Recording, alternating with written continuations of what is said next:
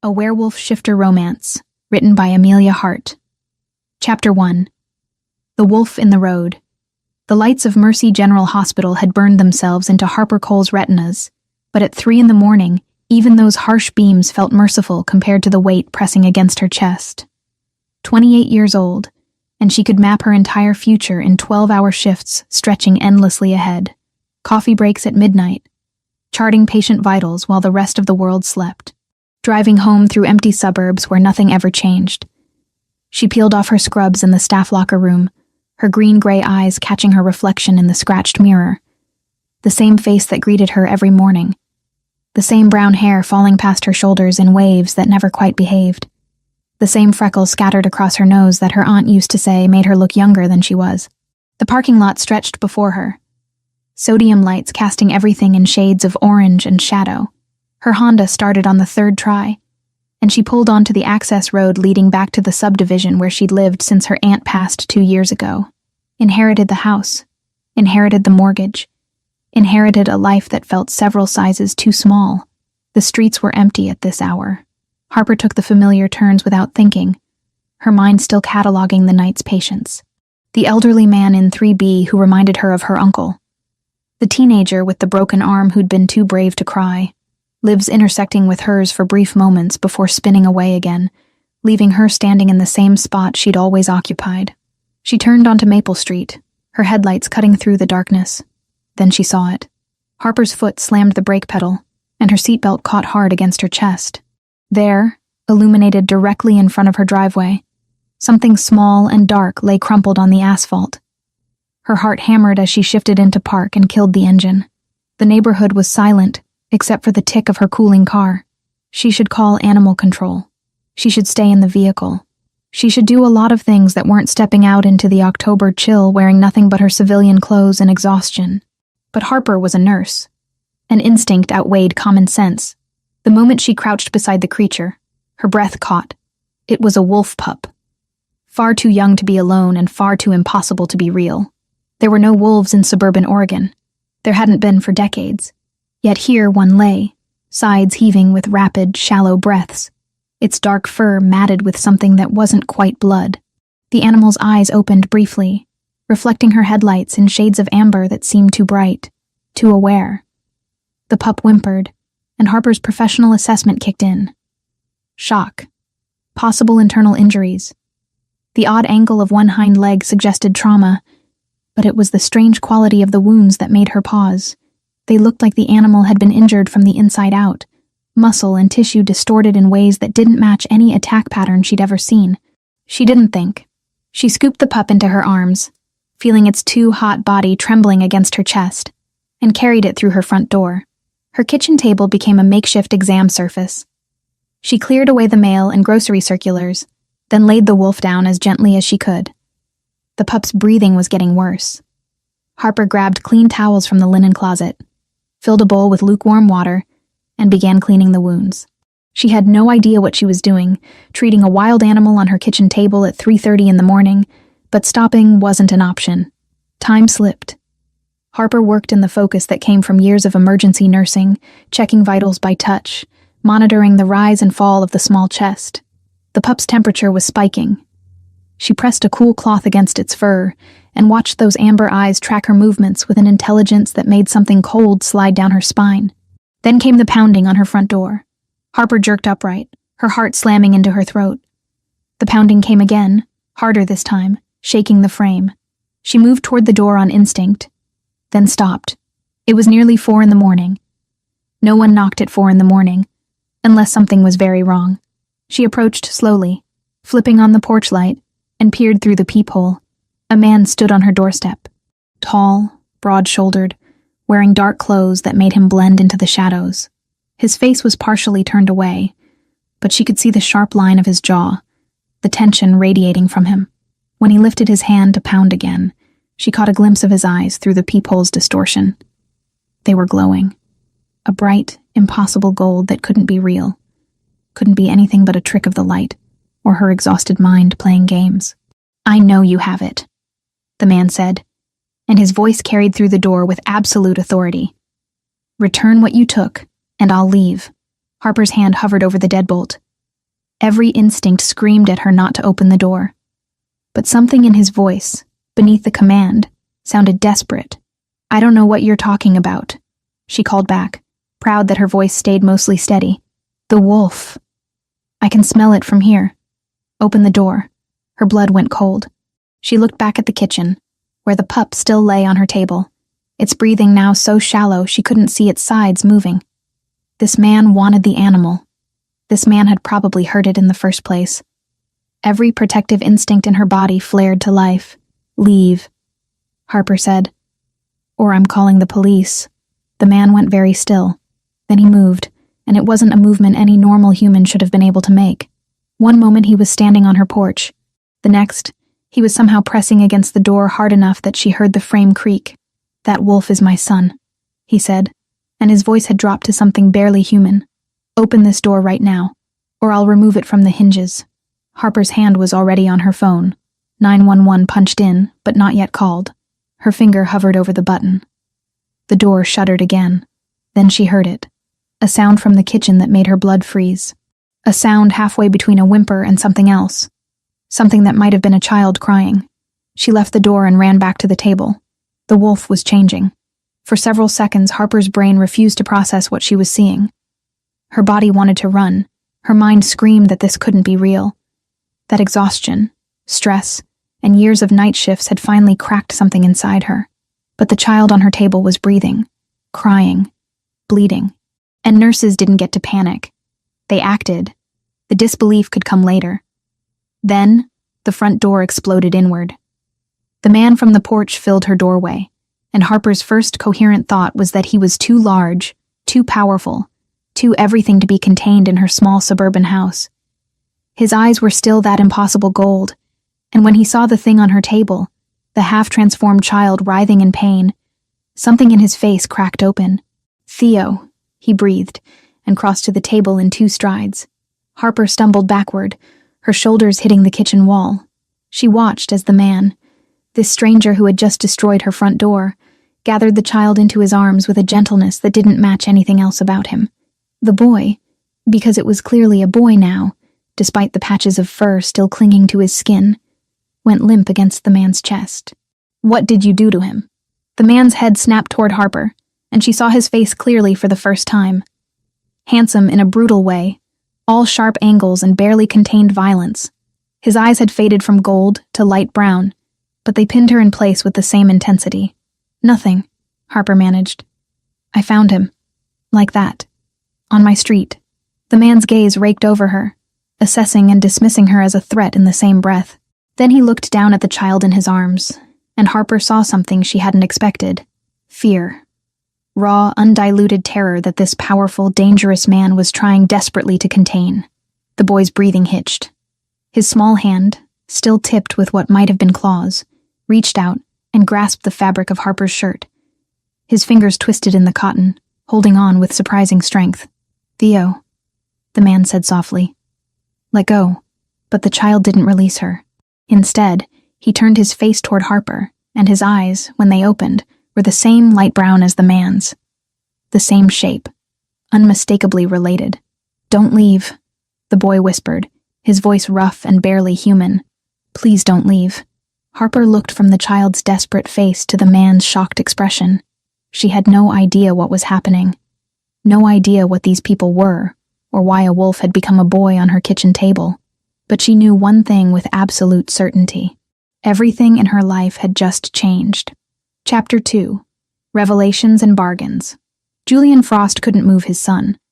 That single fact kept him trapped in the small suburban house belonging to a woman whose name he didn't even know, surrounded by floral curtains and grocery store circulars, while his security team waited outside, and his phone buzzed with increasingly urgent messages from Victoria. Dr. Lena Whitmore's voice had been clinical when she'd explained it over the phone. Moving a shifter child during a failed first transformation can be fatal. The body is trying to establish neural pathways between human and wolf forms. Disruption causes catastrophic system failure. So Julian sat on the woman's worn couch with Theo cradled against his chest, and tried not to think about how his son's breathing still hitched with every inhale. The woman, Harper, stood near the kitchen counter with her arms wrapped around herself. She'd been silent for the past 10 minutes, watching them with eyes that were too calm for someone who'd just witnessed a transformation. Julian didn't trust that calm. Humans panicked. They called authorities. They became liabilities that needed to be managed. "You need to tell me what's happening," Harper said finally. Her voice was steady, the tone she probably used on frightened patients. All of it. Julian's first instinct was to refuse. The fewer details she knew, the easier it would be to handle her later. But Theo shifted against him, whimpering, and Julian felt his resolve crack. This woman had saved his son. She'd brought Theo inside instead of calling animal control. She'd tried to help. "My son is a shifter," Julian said. "Werewolf, if you prefer the term. So am I. We're not the only ones." Harper's expression didn't change, but he saw her fingers tighten on her arms. "How many?" "Thousands. Tens of thousands across North America alone." Julian adjusted Theo's weight, careful of the patches of fur still clinging to the boy's skin. "We've existed alongside humans for centuries. In secret. And you just decided to tell me all of this because I found your kid?" Harper's eyebrow arched. "That seems like a pretty significant breach of your secret." "Smart." Julian filed that observation away. "You witnessed the transformation. I don't have the luxury of lying to you anymore," Theo moaned, and Harper moved before Julian could stop her. She crossed to the couch, knelt beside them, and pressed her fingers to Theo's wrist, counting his pulse with professional efficiency. "His heart rate is elevated but steady," she said. "Temperature still too high. When Dr. Whitmore gets here, I'll need a baseline for normal shifter vitals. You're a nurse." It wasn't a question. "For 6 years," Harper met his eyes. "And right now, that boy needs medical attention."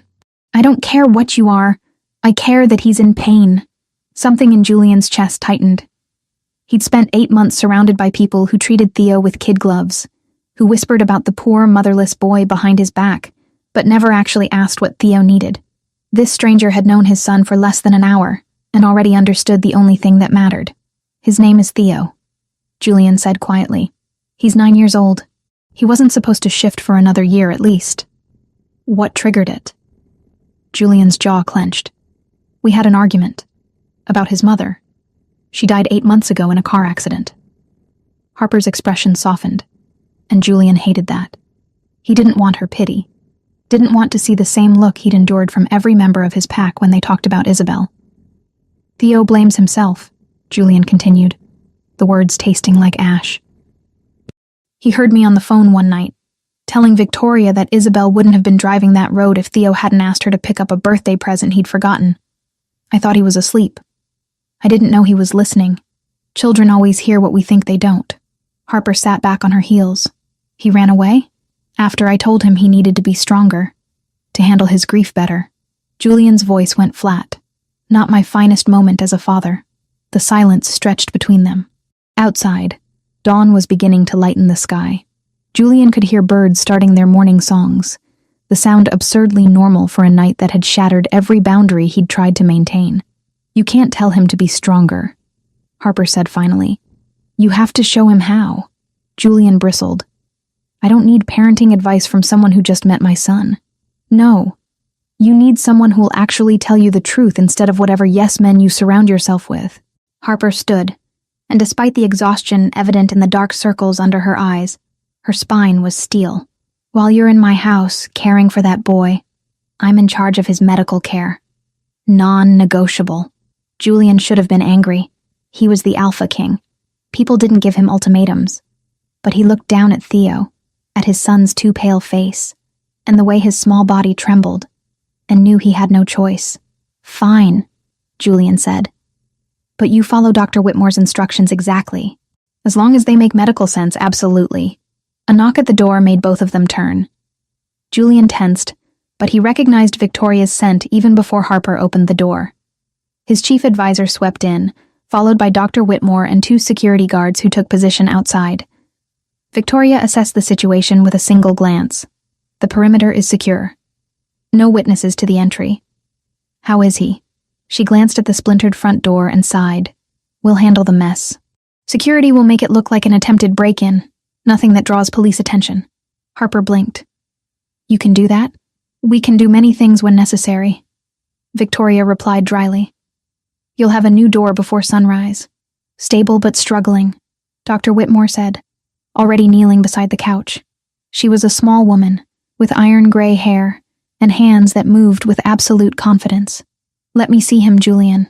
Julian reluctantly surrendered Theo to the doctor's examination. He stood, needing to move, and found himself next to Harper. She was watching Dr. Whitmore work with the same intensity she'd shown earlier, her trained eye catching every detail. Victoria appeared at his other side. She lingered for a moment, watching Harper calm Theo with steady hands. Something shifted behind her sharp eyes. Not warmth exactly, but recognition that the boy trusted this woman. Then she cleared her throat and said, "We need to discuss containment." "Not now," Julian said. "Yes, now." Victoria's voice dropped low. "This woman is a human who's witnessed a transformation. Protocol requires we address that immediately." Harper's posture went rigid. Julian saw her shift her weight, putting herself slightly closer to where Theo lay. She'd heard every word. "What does protocol suggest?" Harper asked, her voice dangerously quiet. "Memory erasure? An accident?" Victoria had the grace to look uncomfortable. "There are options that don't involve harm." How generous. Julian stepped between them. "No one is erasing anything. Harper helped Theo. That puts her under my protection." Victoria's eyes widened. "Julian, you can't just—" "I can, and I am." He turned to face Harper directly. "You'll need to keep what you've seen tonight secret. No telling friends, family, co-workers, no documentation. Can you do that?" Harper studied him for a long moment. Then her gaze drifted to Theo, and something in her expression shifted. "Yes, on one condition. You're not in a position to bargain. Neither are you." Harper crossed her arms. "You need me to keep quiet, and your son needs medical monitoring. So here's the deal. I keep your secret. In exchange, I stay involved in Theo's care until he's stable." Dr. Whitmore looked up from her examination. "Actually, that's not a bad idea. First shifts require careful monitoring, especially traumatic ones. Having someone with medical training available would be helpful." Julian wanted to refuse. Wanted to get Theo somewhere secure, somewhere away from this woman who'd already seen too much. But Theo's hand was still tangled in Harper's discarded sweater, and when Dr. Whitmore tried to remove it, the boy whimpered and held on tighter. "Fine," Julian said, "but we do this on my terms." Harper's smile was knife-sharp. "As long as those terms include listening to medical expertise, we have a deal." Victoria made a sound that might have been approval or exasperation. "Dr." Whitmore returned to her examination, and Julian looked down at his son, wondering how a simple night had become so catastrophically complicated. Theo's eyes fluttered open. For a moment, they were still amber, still more wolf than human. Then they faded to light brown and focused on Harper. "You stayed," Theo whispered. "I told you I would." Harper moved closer, her hand gently brushing damp hair from Theo's forehead. "How do you feel?" "Everything hurts." "I know, sweetheart. But Dr. Whitmore is going to help you feel better." Julian watched his son relax at her touch. Watched the fear ease from Theo's face.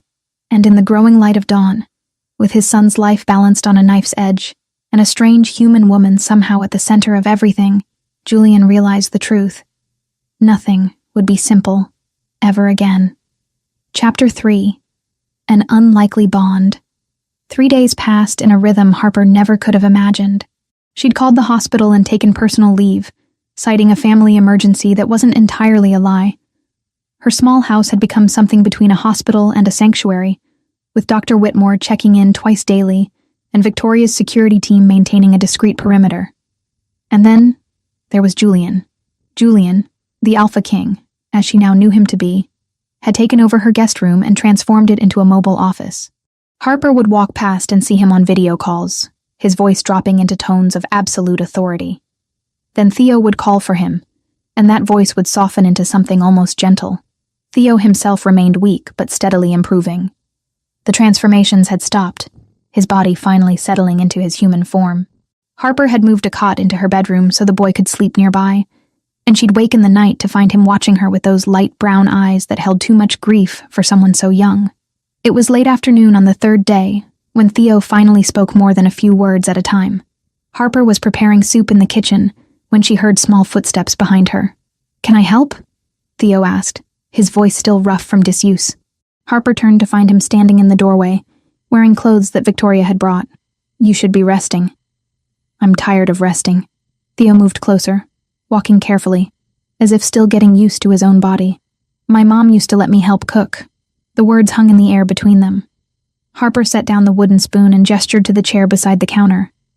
"Then you can tell me if I'm doing this right." "I'm not much of a cook." Theo climbed onto the chair and watched her work. For several minutes they existed in comfortable silence. Then, quietly, he said, "You smell like her," Theo said softly. "Like my mom." They spoke again about Isabel. But this time Theo didn't cry. He listened. He nodded. And when Harper told him that love never caused death, he seemed to believe her. Or at least, he wanted to try. Harper quietly stepped away, giving them privacy.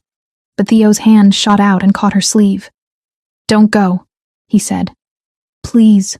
So Harper stayed, standing beside them, and felt the strange weight of being included in something that wasn't hers, but needed her presence anyway. That evening, after Theo had fallen asleep on the couch, and Julian had carried him to Harper's bedroom, Julian lingered in the kitchen where Harper was cleaning up dinner dishes. "Thank you," he said finally, "for what you said to him. About Isabel." Harper rinsed a plate, not looking at him. "You heard that?" "Most of it." Julian leaned against the counter, and Harper was struck by how exhausted he looked. "I've had specialists try to get him to talk about his mother. Child psychologists, grief counselors. He wouldn't say a word to any of them. Sometimes it's easier to talk to someone who isn't supposed to fix you." Harper set the plate in the drainer. "Someone who doesn't have expectations. You're good with him." It wasn't what Harper had expected to hear. She turned, finding Julian watching her with an intensity that made her breath catch. "I'm just trying to help. It's more than that." Julian's gaze drifted to where Theo slept. "He's attached to you. Dr. Whitmore says it's something called imprinting." Harper frowned. "What does that mean?" "In shifter children, especially during traumatic first shifts, they can form instinctive bonds with people who represent safety." Julian ran a hand through his hair. "The combination of factors, your scent matching Isabel's perfume, the timing of his transformation, you helping him, it created a connection. Theo's wolf recognizes you as safe, as someone maternal." The word hit Harper harder than she'd expected. "I'm not his mother." "No. But right now, part of his instinct thinks you could be."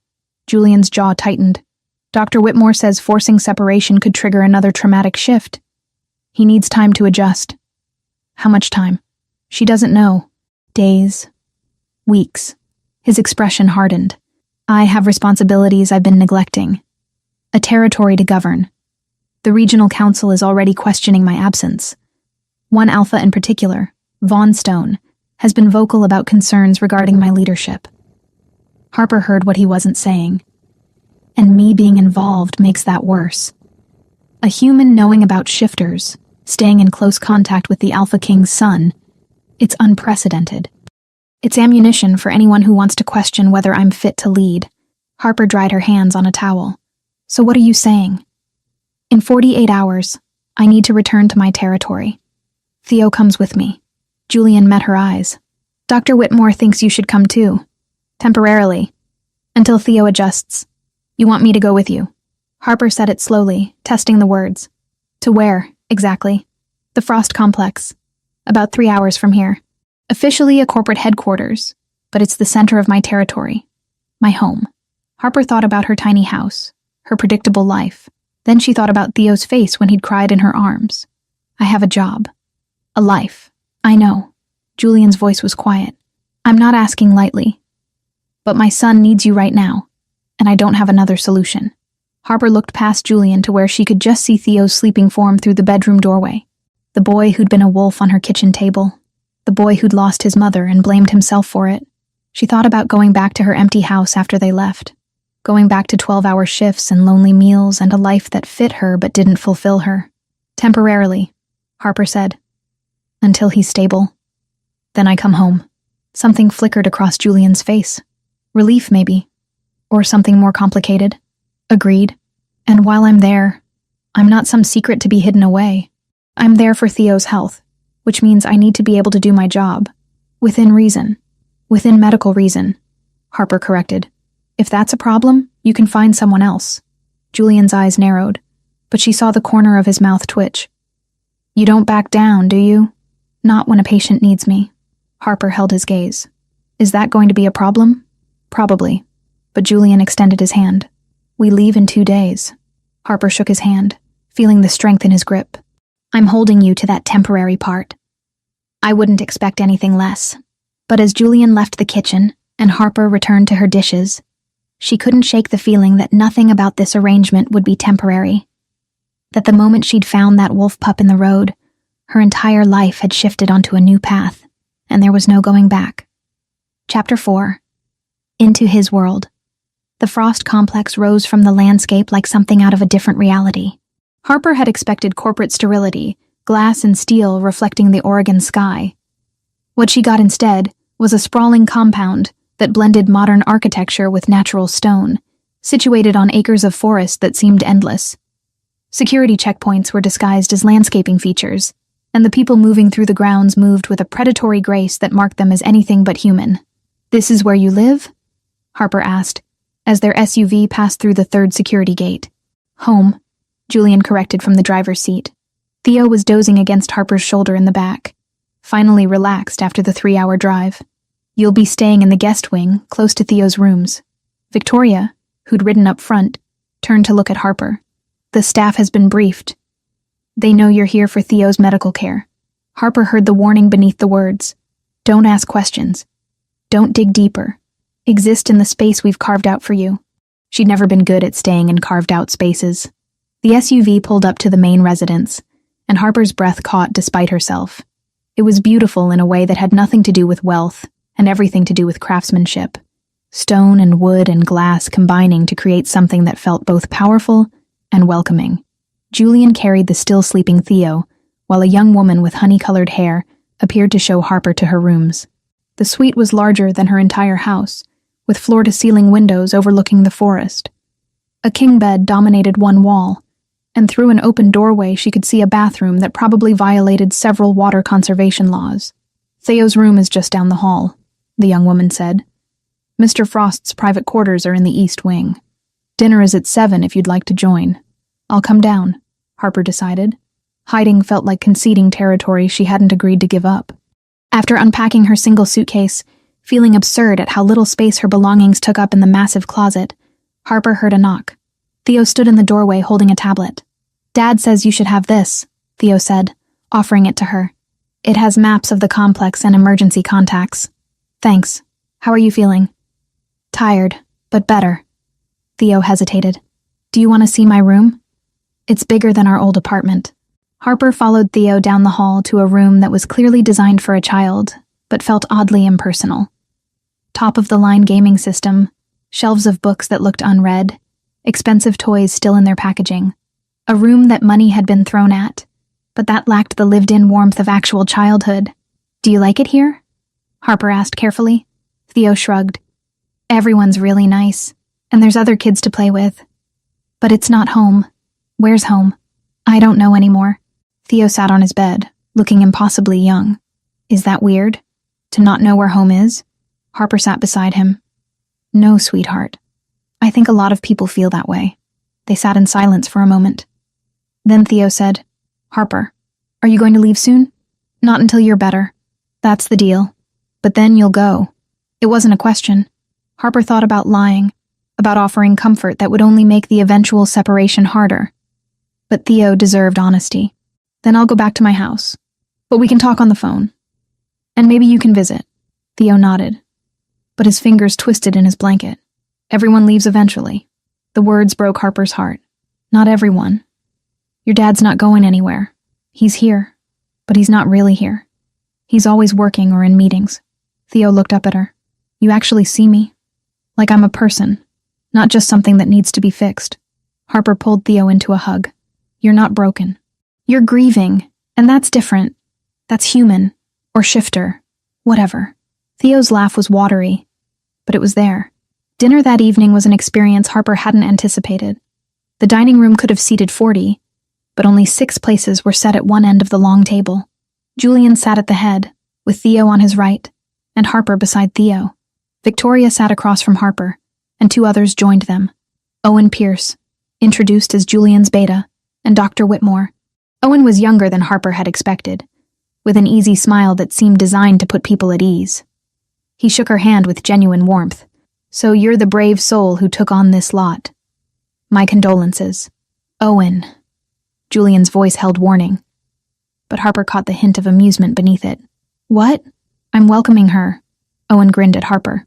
"Fair warning. Dinners here can get political. Feel free to kick me under the table if you need rescuing." Dinner was surprisingly good, and the conversation flowed more easily than Harper had expected.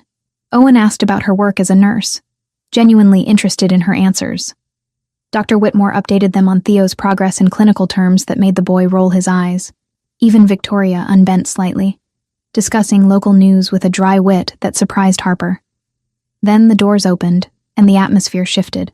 The man who entered was roughly Julian's age, with sandy hair and cold eyes that swept the room and landed on Harper with predatory interest. Julian's posture went rigid. "Vaughn," Julian said, his voice carefully neutral. "I wasn't expecting you. I was in the area. Thought I'd stop by." Vaughn Stone, the alpha who'd been questioning Julian's leadership. He moved to the table without invitation, pulling out the chair beside Victoria. "I see you've brought your pet human home." The insult hung in the air. Harper felt Owen tense beside her, saw Victoria's eyes narrow. Julian's knuckles went white on his fork. "Harper is here as Theo's healthcare provider," Julian said, each word measured. "Show some respect." "Of course." Vaughn's smile was all teeth. "I'm sure that's all she is." Harper had spent years dealing with condescending doctors and dismissive patients. She knew how to handle men who thought they could intimidate her. She set down her water glass and met Vaughn's eyes directly. "I'm sorry. I don't think we've been properly introduced. You must be the alpha who has concerns about Julian's leadership." Harper kept her voice pleasant. "It's interesting that those concerns seem to center around a 9-year-old boy's medical needs. I'd have thought you'd have more pressing territorial matters to attend to."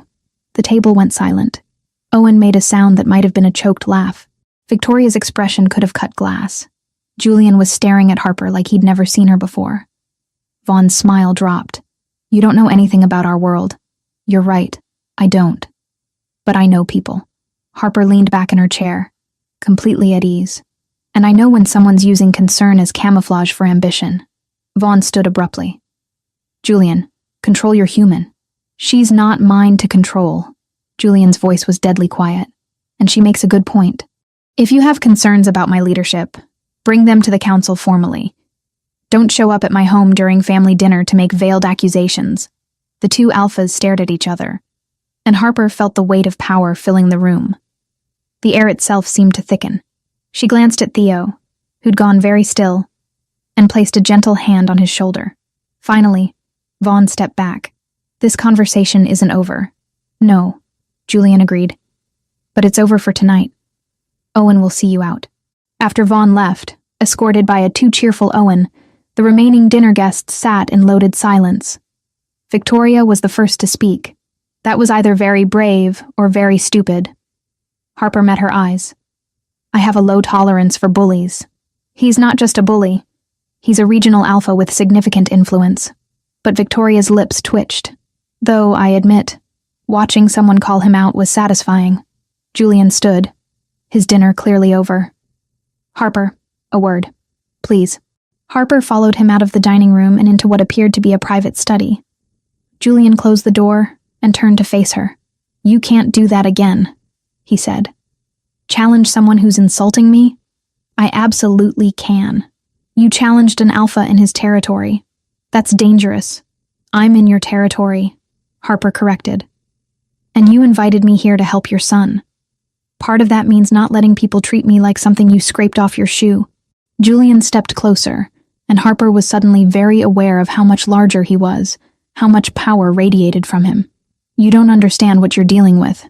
Then explain it to me. Because right now, all I see is a system designed to keep people in their place, and I've never been good at staying in mine." For a long moment, Julian just looked at her.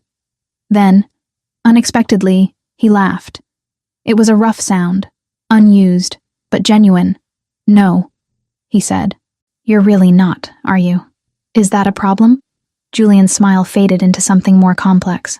"I honestly don't know yet. But as Harper left his study and returned to her guest room, she realized something had shifted. She'd been brought here for Theo, but she'd just made her first move in a much larger game, and she had no intention of losing. Chapter 5. Blood and Trust. In the 2 weeks that followed, Harper fell into an unexpected rhythm. Mornings she spent with Theo, supervising his training sessions with Dr. Whitmore and Owen. The boy was learning to control his shifts, moving between forms with increasing ease. Harper took notes, asked questions, learned the subtle signs of when his control was slipping. Afternoons belonged to Julian. He'd started teaching her self-defense in one of the compound's training rooms, claiming that if she insisted on staying, she needed to be able to protect herself. The sessions were intense, leaving Harper bruised and breathless. Evenings they ate together, the three of them, in the smaller family dining room. Theo would talk about his day, excited about the progress he was making. Julian would listen, his eyes softening when he looked at his son in ways Harper suspected he didn't realize. And Harper would watch them both, feeling the strange pull of belonging to something she'd never asked for. The tension between her and Julian had shifted into something else, something that crackled in the air when their hands touched during training, when their eyes met across the dinner table, something neither of them acknowledged, but both felt. Victoria noticed, of course. "You're playing a dangerous game," she said one afternoon, catching Harper in the hallway. "I'm not playing anything. Aren't you?" Victoria's expression was unreadable. "Julian hasn't looked at anyone the way he looks at you since Isabel died. Just be careful. The world you've entered doesn't forgive human weaknesses. And feelings, Harper, are the greatest weakness of all." That afternoon, Theo had his scheduled training session in the forest area of the compound. It was a controlled environment, monitored by security, where young shifters could practice in their wolf forms. Harper went along, carrying her medical kit, and standing at the edge of the clearing while Dr. Whitmore guided Theo through exercises. Owen joined her, leaning against a tree. "He's doing well. Better than most kids his age after a traumatic first shift. He's resilient," Harper agreed, watching Theo in his wolf form navigate an obstacle course. "So are you." Owen glanced at her. "Not many humans could walk into our world and hold their ground the way you have." Before Harper could respond, Theo shifted course, running deeper into the forest. Dr. Whitmore called out, her voice sharp. "Theo, stay in the boundary." But Theo kept running. Harper's instincts flared. Something's wrong. She was already moving, Owen right behind her. They found Theo at the far edge of the clearing, still in wolf form, hackles raised and growling at something in the shadows. 3 wolves emerged from the forest, larger than Theo, darker, their eyes gleaming with intelligence that was distinctly human. Rogues, shifters who didn't belong to any pack. "Back away slowly," Owen said, his voice calm but edged with steel. He was already changing, his body rippling as he shifted.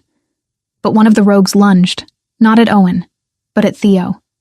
Harper didn't think. She threw herself forward, putting her body between the rogue and the boy. She felt the impact, claws raking across her arm, hot blood blooming through her shirt. Pain exploded through her nerves, but she stayed upright, stayed between them. Owen hit the rogue like a freight train, and suddenly the clearing was chaos. Dr. Whitmore was shouting into a radio. Security guards were pouring in from all directions.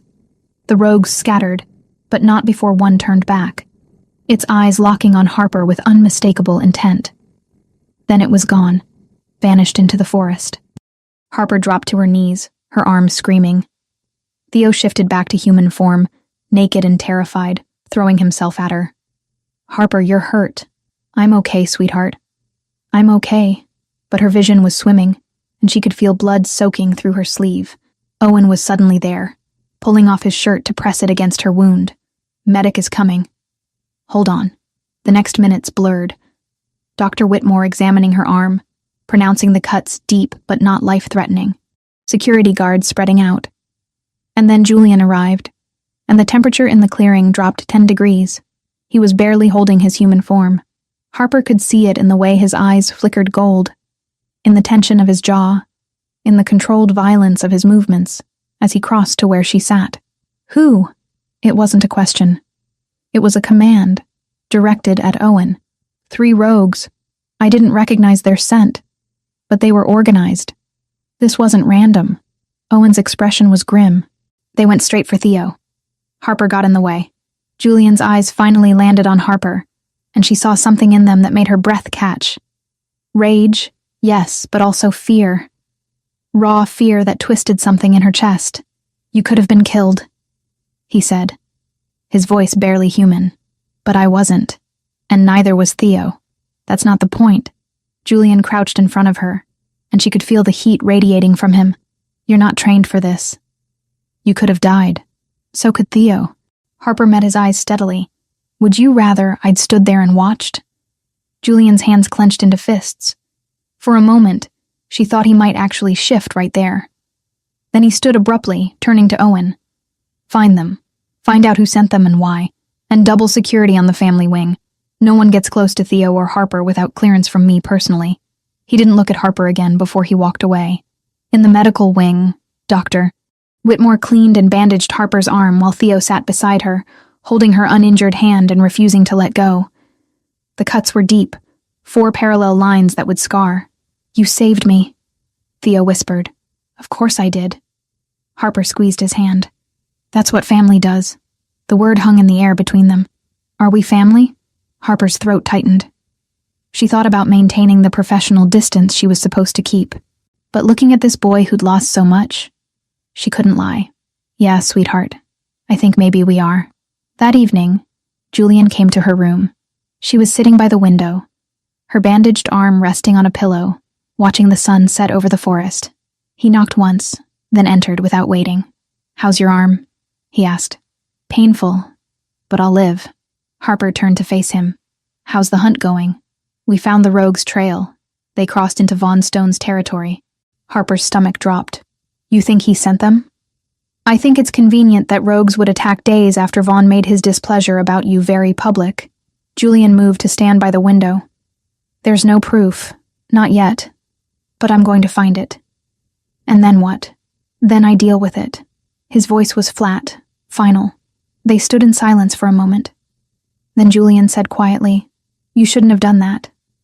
Put yourself between Theo and danger." "Yes, I should have." "Harper." He turned to face her, and the anguish in his expression stole her breath. "When Owen radioed that you were hurt, when I saw you bleeding, He stopped, his jaw clenching. "I can't lose anyone else. You won't lose me." The words came out before she could stop them, a promise she had no right to make.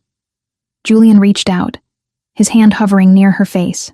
"You don't know what you're saying, what you're promising, don't I?" Harper's heart was racing. "I'm exactly where I chose to be, Julian. No one forced me." His hand finally touched her cheek, and Harper's eyes closed at the contact. When she opened them again, Julian was closer. "This is a mistake," he said, but his thumb was tracing the line of her jaw. "Probably." And then he was kissing her, and Harper's world narrowed to the pressure of his mouth on hers. The careful way his hand cradled her face. It was desperate and controlled, and everything she hadn't known she'd been wanting. When he pulled back, they were both breathing hard. Julian rested his forehead against hers. "This complicates everything," he said. "I know. Victoria's going to have my head. Probably." Harper's laugh was breathless. "Worth it, though." Julian's smile was brief but genuine. "Yeah, it really is." Neither of them slept much that night. Not for the same reasons, but as he left her room, both of them knew that Kiss had changed something fundamental. The line between professional and personal had been crossed. Chapter 6. Political Games. Julian called the emergency council meeting for the following morning. Harper wasn't invited, but she didn't need to be present to know what was being discussed. The attack on Theo had been the spark, but the real fire was about her. Victoria found her in the library. "The council wants you gone," Victoria said without preamble. "Aldous Crane is pushing for memory erasure. He's claiming you're a security risk." Harper set down the book she'd been pretending to read. "And what does Julian say?" "He's fighting them. But there's a complication. Von Stone has been invited to the council meeting.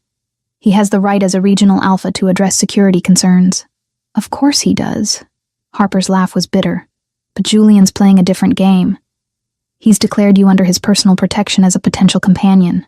It's not a mate bond, but it's a public declaration of intent. It puts you under his jurisdiction by shifter law." Harper's breath caught. "He what?" "He's claiming you." Victoria leaned forward, Do you understand what that means? You're no longer just Theo's caretaker. You're Julian's acknowledged romantic interest. It makes you untouchable by council decree. But it also makes his authority vulnerable if the relationship is seen as a weakness. He should have asked me first. He was protecting you the only way he knew how. But Victoria's tone suggested she didn't entirely disagree. The question is, what are you going to do about it? What Harper did was storm into Julian's private study the moment the council meeting ended. She didn't knock. She opened the door with enough force that it slammed against the wall. "We need to talk," Harper said. Julian dismissed the two alphas who'd been in the room with him. Once the door closed, Julian stood. "I can explain. You declared me your potential companion without asking me," Harper said, fury in her voice. "Not just about my life, about how the council sees us.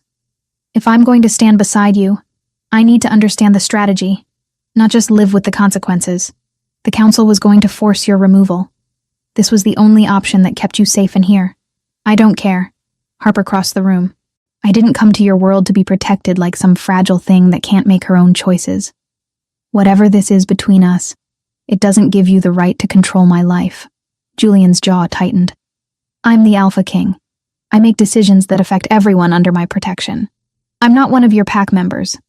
I'm a human woman who's been taking care of your son, and apparently falling for you despite all the warning signs." Harper's voice cracked slightly. "And if we're going to be anything, it has to be as equals. Not as authority and subordinate. As partners who make decisions together." The silence stretched between them. "You're right," Julian said finally. "I should have talked to you first. Should have given you the choice. Yes, you should have. But Harper, you need to understand something." Julian moved around the desk. "The world I inhabit, the position I hold, it's designed around authority and control. I've spent 35 years making decisions that affect thousands of lives, and I'm not used to asking permission." "Then learn." Harper held his gaze. "Because I won't be with someone who treats me as a possession to be managed." Julian's expression shifted into something that might have been admiration mixed with frustration. "You don't make anything easy, do you?" "Not in my nature." He reached out slowly and cupped her face in his hands.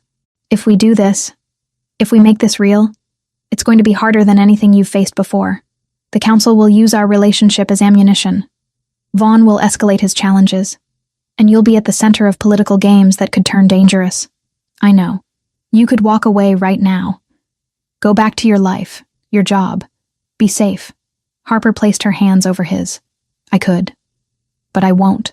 Not because you declared me anything, but because I choose to stay. I choose you and Theo, and whatever comes with that. But Julian, every major decision that affects us both needs to be something we make together. Can you do that?" Julian studied her face for a long moment. Then he nodded. "Yes, I can try. I will try. That's all I'm asking." He kissed her then, and it was different from before. This one was a promise, a commitment. When they pulled apart, Julian rested his forehead against hers. "The council accepted the declaration, but there are conditions," he said quietly. "They want proof that our relationship is genuine." And Vaughn submitted a formal challenge. Harper's stomach dropped. What kind of challenge? The traditional kind. A fight for position. "He's claiming I'm unfit to lead because my judgment is compromised by my feelings for a human." Julian's voice was carefully controlled. "I have 72 hours to accept or decline. If I decline, I forfeit my position. And if you accept, then I fight him, to submission or death." Harper pulled back enough to see his face. "He could kill you. He could try." Julian's smile was grim. "But I've held this position for 15 years for a reason. This is because of me. Because he sees me as your weakness."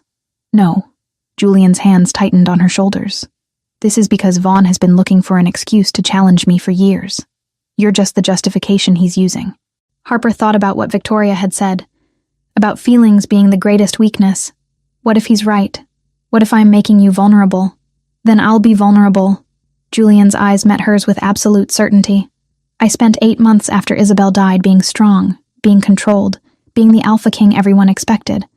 And I was hollow inside. You and Theo brought me back. If that's weakness, then I choose it." The words hit Harper harder than she'd expected. "You're going to accept the challenge. I have to. Declining would throw every pack into chaos. When? 3 days from now. Neutral territory witnessed by the full council. Julian's expression hardened. I need these days to prepare. Owen will help. But Harper, I need you to understand that there's a real possibility I could lose. You won't. You don't know that. No, I don't. But I believe in you anyway. Harper reached up and pulled him down for another kiss. Fierce and desperate. And I'm not going anywhere. Julian's laugh was rough. Victoria's going to love that you're being stubborn. Victoria can deal with it. As if summoned, a knock came at the door. Victoria entered, her expression grave. We have a problem. Security just found evidence that links the rogue attack to Vaughn's territory. One of our newer guards was being paid to disable sensors. Julian went very still. The guard? In custody. He's confessed to taking money from an intermediary. The trail leads back to companies registered in Colorado. Victoria's eyes were hard. By shifter law, it's enough to establish intent. He orchestrated an attack on my son to create justification for his challenge. Julian's voice dropped into something barely human. That goes beyond political maneuvering, which is exactly what he wants you to say. Victoria looked between them. If you accuse him publicly without irrefutable proof, you look paranoid. If you stay silent, you look weak. Harper's mind was working through the implications. What if you don't play his game at all? What if you just beat him in the challenge? Prove through action that you're still the strongest alpha. Victoria's eyebrows rose. That's surprisingly pragmatic. I'm a nurse. We deal with life and death by focusing on what we can control. Harper looked at Julian. You can't control what Vaughn does or what the council thinks, but you can control how you fight and what you prove when you win. Julian studied her face. When I win, not if. When. Harper's voice was steady. Because losing isn't an option. Theo needs his father, and I need you too. So you're going to win. Victoria cleared her throat. I'll leave you two to discuss strategy. But Julian, we need to start training immediately. Vaughn's younger and faster. We need to work on endurance and tactics. After Victoria left, Julian pulled Harper close, wrapping his arms around her. 3 days, he said into her hair. 3 days, Harper agreed. And she tried very hard not to think about all the ways those 3 days could end in disaster. Chapter 7. The Challenge. The 3 weeks that followed were a blur of preparation.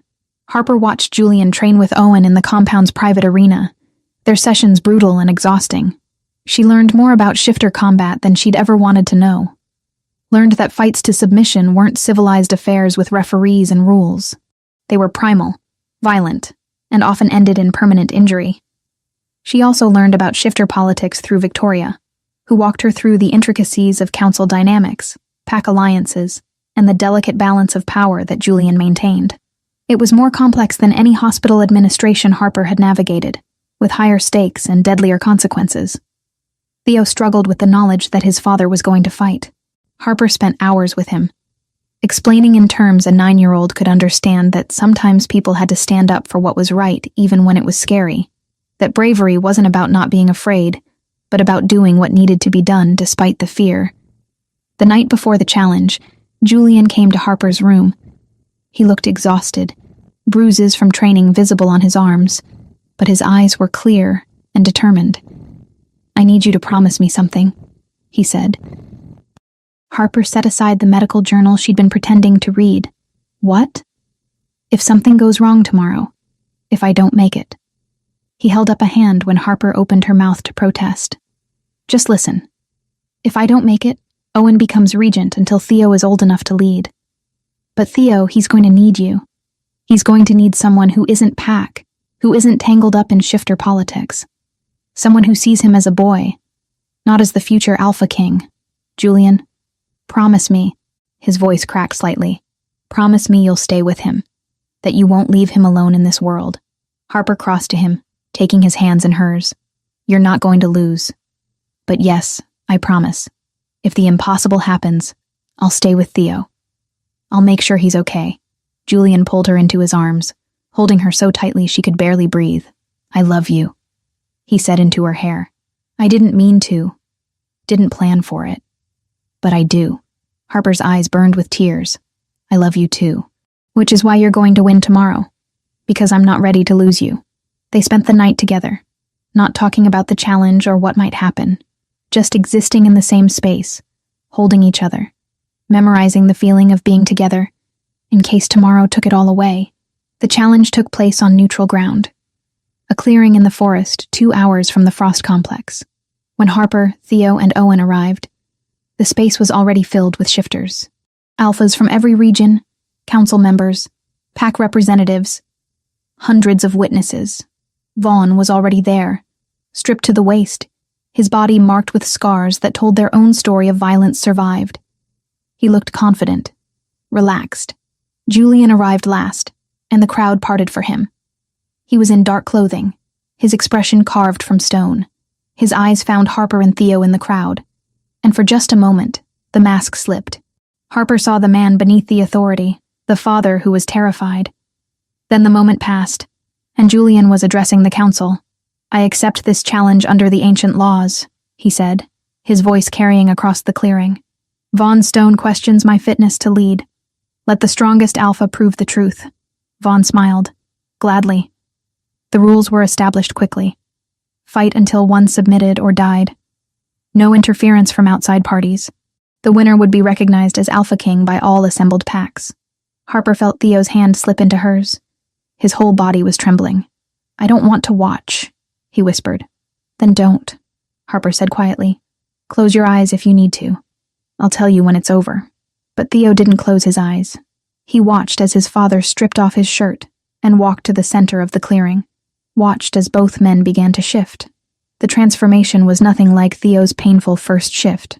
Both Julian and Vaughn moved through the change with fluid grace, human forms giving way to massive wolves that were far larger than any natural animal.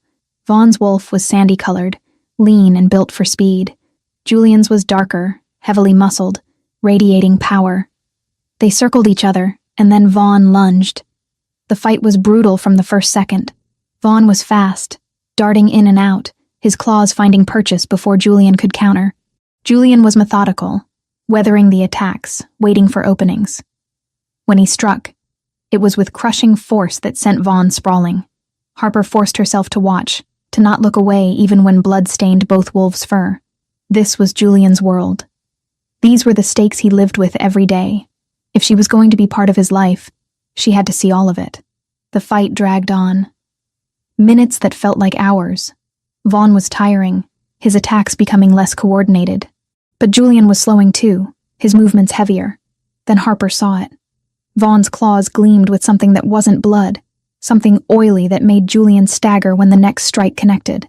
"Wolf's bane," Owen hissed beside her. "That bastard poisoned his claws." It was legal, Harper remembered from Victoria's lessons. Technically within the rules if applied before the challenge began. But it was also a sign of weakness. Julian was weakening fast, the poison working through his system.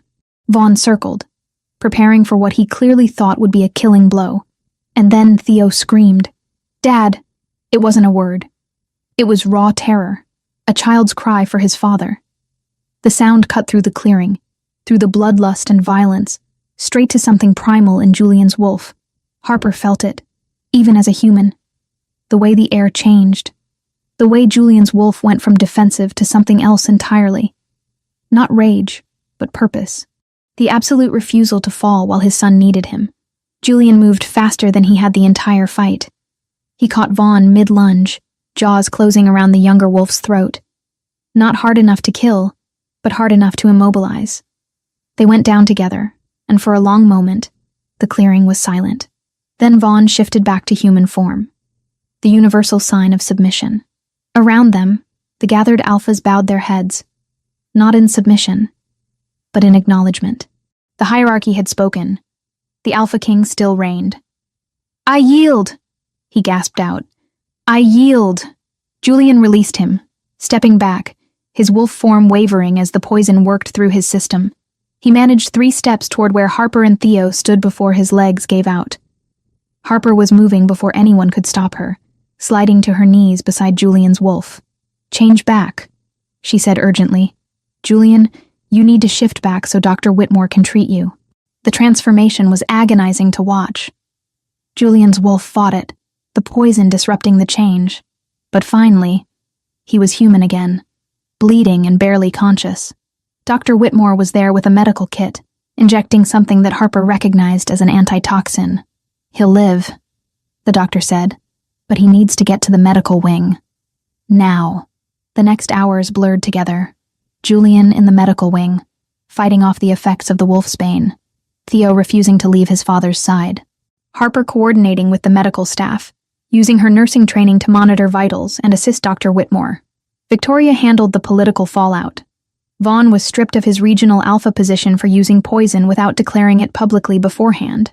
It was technically legal, but considered dishonorable, and the council voted unanimously to remove him from any position of authority. Julian's victory was absolute, not just because he'd won, but because he'd won despite being poisoned. Proof that he was still the strongest alpha.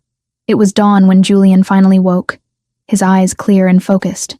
The first thing he saw was Theo asleep in a chair beside the bed, and Harper standing by the window.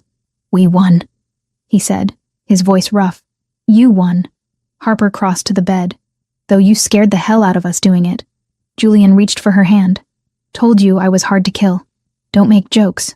But Harper was smiling through tears. "You almost died, but I didn't." Julian's gaze moved to Theo. "Because I had something to live for. Two somethings, actually." Harper leaned down and kissed him gently. "Don't ever scare me like that again. I'll do my best." Theo stirred, waking slowly. When he saw his father awake, his face crumpled. "You won. Come here," Julian said. And Theo climbed onto the bed, careful of his father's injuries. Julian wrapped his arms around his son. "I'm okay. We're all okay." Harper watched them together, father and son, and felt something settle in her chest. This was her family now. Unconventional, complicated, dangerous, but hers. And she'd fight just as hard as Julian had to protect it. Chapter 8. New Beginnings. 2 weeks after the challenge, life at the Frost Complex had settled into a new rhythm. Julian was recovering well. The wolfsbane's effects finally purged from his system. His authority as Alpha King had been solidified in a way that went beyond political maneuvering. He'd proven himself in the most primal way their world understood. But the real changes were happening in smaller, more personal ways. Harper stood in Julian's study, looking at the official documents spread across his desk. Victoria sat in one of the leather chairs, her expression neutral, but her eyes sharp. "The council has approved the position," Victoria said. "Counselor of Human Shifter Integration. You'd be the first, obviously. But with your involvement in Theo's care and your understanding of both worlds, you're uniquely qualified." Harper picked up one of the documents, scanning the detailed job description. It wasn't just a title. It was real work. Establishing protocols for shifters who needed medical care from human doctors. Creating guidelines for the rare instances when humans discovered their world. Building bridges between two species that had existed in careful separation for centuries. "It's not going to be easy," Harper said. "There are going to be shifters who resent a human having any authority." "Probably," Julian agreed from where he leaned against his desk. "But you've already proven you can handle opposition. And Harper, this isn't about giving you a position because you're with me. This is about recognizing that the shifter world needs to evolve. We need someone who can help us navigate that transition." Harper met his eyes. "And if this doesn't work? If I fail? Then we try something else." Julian crossed to her, taking her hands. "But I don't think you'll fail." The offer was tempting. More than tempting. It was the chance to do meaningful work, to build something from nothing. But it also meant committing fully to this world. Letting go of the life she'd known before. "I need time to think about it," Harper said finally. Victoria nodded. "Take whatever time you need." That evening, Harper found herself in the compound's medical wing, watching as Theo demonstrated his shifting control for Dr. Whitmore. The boy moved through the transformation smoothly now, his wolf form smaller than the adult shifters but perfectly controlled. When he shifted back, he was grinning with pride. "Did you see? I did it in under 30 seconds. "I saw." Harper handed him the clothes he'd left in a neat pile. "You've come a long way from that scared pup I found in the road." Theo's expression softened. "That feels like it happened to someone else. Like a different life." In a way, it did. Harper sat on the edge of the examination table while Theo dressed. "You're not the same person you were then. Neither am I." "Are you going to stay?" Theo asked suddenly. "Dad said the council offered you a job. Are you going to take it?" Harper considered how to answer. I don't know yet. It's a big decision. But you're not leaving because of me anymore, right? I'm better now. You don't have to stay just to take care of me.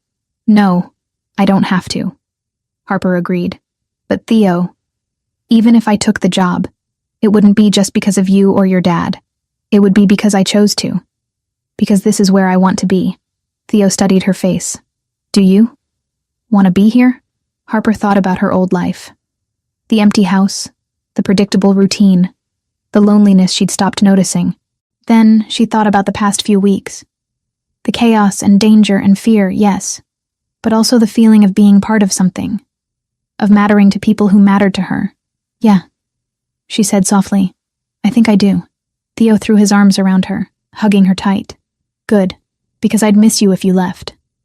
I'd miss you too, sweetheart. That night, Harper made her decision. She found Julian in the family room, going over reports with Owen. When she appeared in the doorway, Julian looked up and immediately dismissed Owen. You've decided, Julian said. It wasn't a question. I have. Harper crossed to him. I'm going to take the position. But I have conditions. Julian's eyebrow arched. Of course you do. I keep my nursing license active. I want to work part-time at a local hospital, maintain my skills outside of shifter medicine. Reasonable. And I want a seat at council meetings when topics related to human-shifter relations are discussed, not as an observer, as a voting member. That one's going to be harder to get approved, but I think I can make it happen. And our relationship, whatever this becomes, stays private. I'm not interested in being paraded around as proof of anything. Julian's smile was slow and genuine. I think I can agree to those terms. Anything else? Harper pretended to think. I want my own office, with good natural light and a door that locks. Done.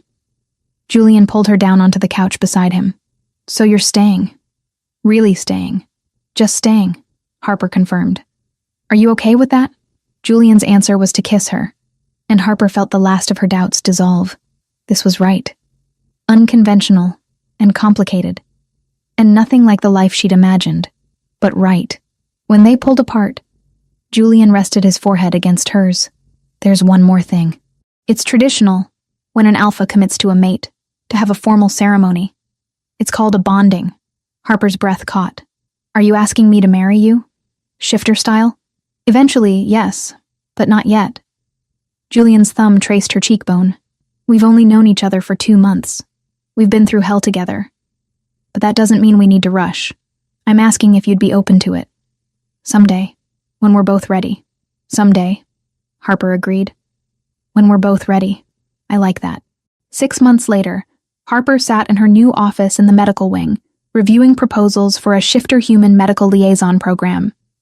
The work was challenging in ways she'd never expected, but it was also deeply satisfying.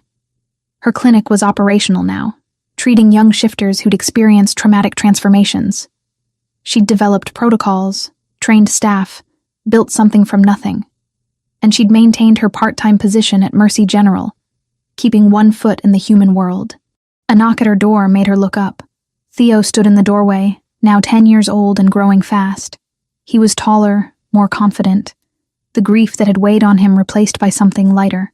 Mom Harper, he said, and Harper's heart still caught every time he used that name. Dad wants to know if you're coming to dinner. Owen caught a huge salmon and he's trying to cook it himself. Should I be worried? Probably. But Dad says the fire extinguishers are ready.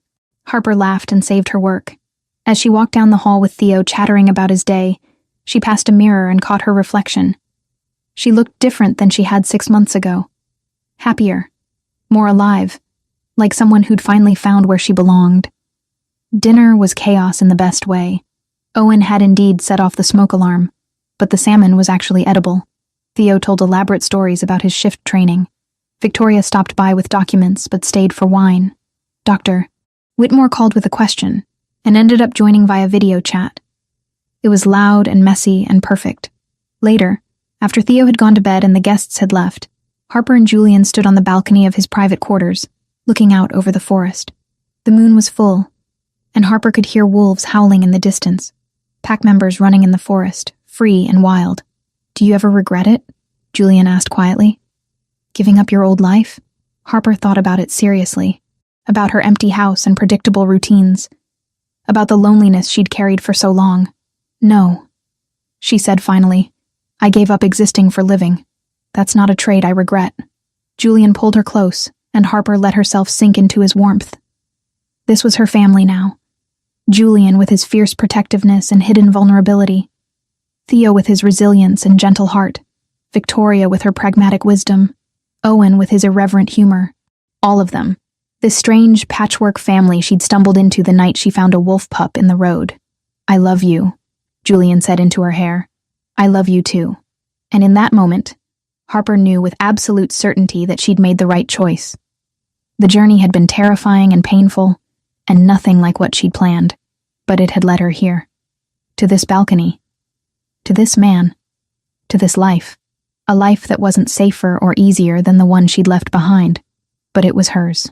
Fully, completely, irrevocably hers. And that made all the difference.